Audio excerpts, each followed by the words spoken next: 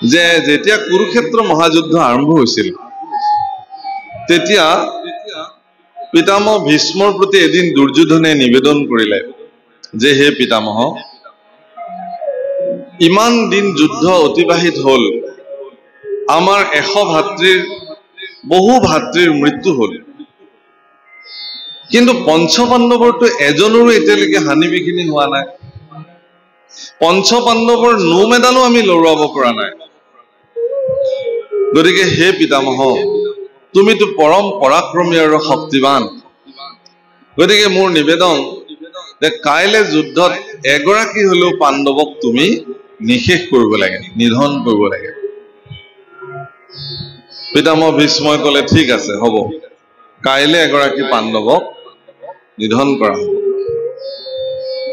এই কথা পিতামহ ভীষ্মৰ মুখেৰে বাজ হোৱাৰ লগে লগে পাণ্ডৱৰ শিবিৰত হুলস্থুল লাগি গল, হাহাকাৰ লাগি গল। কাৰণ পিতামহৰ মুখেৰে ওলোৱা বাণী তেওঁ যেন তেন প্ৰকাৰে তাত পালন কৰে। যিহেতু পিতামহ ভীষ্মই নিজ মুখে এই কথা কলে, সেইকাৰণে পঞ্চপাণ্ডৱে গৈ ভগৱান কৃষ্ণৰ চৰণত নিবেদন কৰিলে যে হে প্ৰভু দ্বাৰিকাধীশ, কাইলে বাৰু কি হব? ভগৱান কৃষ্ণ অৰ্জুনক সুধিলে, সখী, তোমাক যে দুৰ্যোধনে এটা বৰ দিম বুলি কৈছিলে, সেই বৰটো লোৱা হৈছিল নে? অৰ্থাৎ যেতিয়া তেওঁলোক মনত থাকে তেতিয়া দুৰ্যোধন, দুঃশাসন, কৰ্ণই অৰণ্যলৈকে বনভোজ খাবলৈ গৈ ধীবৰৰ কন্যাক অপহৰণ কৰি মহাৰাজ ধীবৰৰ দ্বাৰা তেওঁলোক বন্দী হৈছিল আৰু নিশা তেওঁলোকক মৃত্যুদণ্ড দিয়াৰ কথা আছিল। আৰু এই বাৰ্তা যুধিষ্ঠিৰে গম পাই অৰ্জুনৰ হতুৱাই মানে সেই দুৰ্যোধন দুঃশাসনক ধীবৰৰ হাতৰ পৰা ৰক্ষা কৰিছিল। এই কথাত দুৰ্যোধন সন্তুষ্টি হৈ তেওঁক কি বৰ লাগে সুধিছিল, আৰু তেতিয়া তেওঁ কৈছিল যে মোক একো বৰ নালাগে, বোলে লোৱা, কিবা নহয় কিবা লোৱা। তেতিয়া কৈছিল যে মই সময়ত ল'ম, যেতিয়া মোৰ প্ৰয়োজন হ'ব। ভগৱান কৃষ্ণই অৰ্জুনক মনত পেলাই দিলে যে আজি তোমাৰ এই বৰটো লোৱাৰ সুযোগ হৈছে, তুমি লোৱাগে। এই বুলি কোৱাত তেওঁলোক আহিলে। আহি কৃষ্ণ পুৰুষে শিকাই দিয়া মতে তেওঁ কৌৰৱৰ শিবিৰলৈ আহিলে। আহি দুৰ্যোধনক কলে যে দাদা, মই যে এটা বৰ লোৱা কথা আছিল তোমাৰ পৰা। বোলে অ, কোৱা, কি লাগে? বোলে তোমাৰ যুৱৰাজৰ যিযোৰ পোচাক সেইযোৰ মই আজি পিন্ধিব খোজো, বাছ ইমানখিনি। আচ্ছা, এইখিনি? অ, এইখিনি, যোৱা। দি দিলে পিন্ধিবলৈ। গতিকে দুৰ্যোধনৰ যুৱৰাজৰ সাজ, মুকুটৰ পৰা আৰম্ভ কৰি পাদুকালৈকে সকলো পিন্ধি তেওঁ পোনে পোনে পিতামহৰ শিবিৰলৈকে আহিলে আৰু পিতামহ ভীষ্মৰ শিবিৰত প্ৰৱেশ কৰি তেওঁ বিনম্ৰতাৰে প্ৰণাম জনালে, পিতামহৰ জয় হওক, কল্যাণস্তু। পিতামহে দেখিছে যে দুৰ্যোধন আহিছে, কাৰণ সাজযোৰ অৰ্জুন বুলি চিনি পোৱা নাই। কি লাগে তোমাক? বোলে তুমি যে পঞ্চপাণ্ডৱক নিধন কৰিবৰ কাৰণে 5 পাত অব্যৰ্থ বান সাঁচি ৰাখিছা, সেই কেইপাত মই নিবলৈ আহিছো। পিতামহ ভীষ্মই বোলে ভালে হল, মোৰ হাতেৰে পঞ্চপাণ্ডৱৰ মৃত্যু হোৱাতকে যদি এই দায়িত্ব দুৰ্যোধনে স্বয়ং লব খুজিছে, তেতিয়াহলে মোৰ কি অসুবিধা। আৰু সেইকাৰণে তেওঁ কি কৰিলে, আমুক জেগাত আছে বুলি দেখুৱাই দিলে। আৰু অৰ্জুনে 5 পাত বান লৈ পুনৰ পিতামহক সেৱা জনালে, বোলে মই এতিয়া বিদায় লওঁ, যোৱা।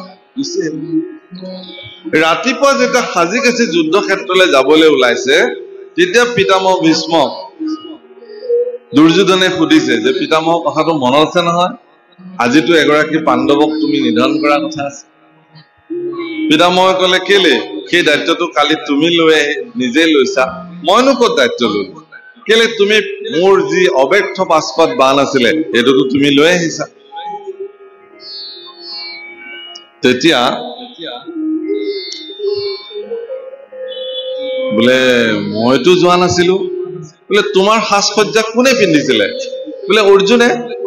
অৰ্জুনে কেলে পিন্ধিছিলে তোমাৰ সাজ সজ্জা? বোলে বিচাৰিলে আকৌ পিন্ধিবলৈ, মই দি দিলো। বোলে তেতিয়াহ'লে অৰ্জুনক মই বান কেইপাত দি পঠালো, এই বান এতিয়া পাণ্ডৱৰ শিবিৰলৈ গুচি গ'ল, আমাৰ হাতত আৰু হাত নাই, মই আৰু কোনো পাণ্ডৱক নিধন কৰিব নোৱাৰো।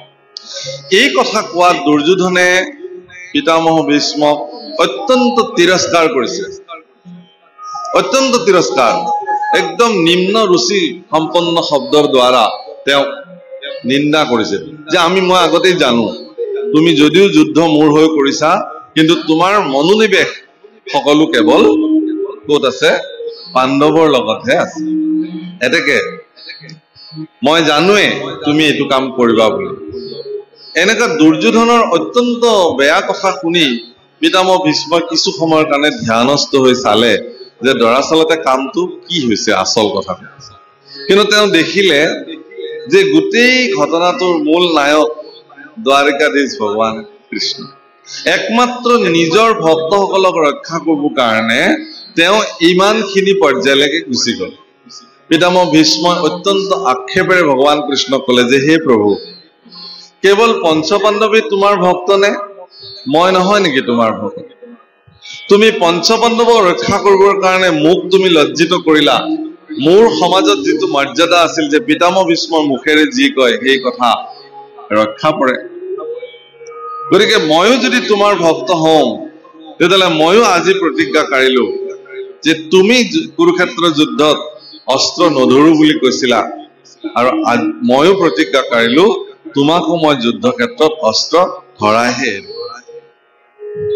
এই কথাত ভগৱান কৃষ্ণই তেওঁৰ প্ৰাৰ্থনাক স্বীকাৰ কৰিলে, আৰু সঁচাকে কৃষ্ণ পুৰুষে এদিন হাতত চক্ৰ লৈ পেলাই যুদ্ধ ক্ষেত্ৰত অৱতীৰ্ণ হ'বলগীয়া হ'ল। এই কথা পিতামহ ভীষ্মই মুখোৎসৱৰ ২য় স্কন্ধত খুব ধুনীয়াকে বৰ্ণন কৰিছে যে তেওঁ কিমান ভক্তবৎসল, শৰণাগত বৎসল, নিজৰ ভক্তসকলৰ তেওঁ কিমান দাস। কিন্তু ভগৱান আমাৰ দাস হৈ যাব এনেকুৱা মনোবৃত্তিৰে আমি থাকিব নালাগে। আমি সৰ্বতো প্ৰকাৰে ভগৱানৰ দাস হৈ যাব লাগে, সমৰ্পিত হৈ যাব লাগে। এই মানসিকতাটোক সৃষ্টি কৰিব লাগে।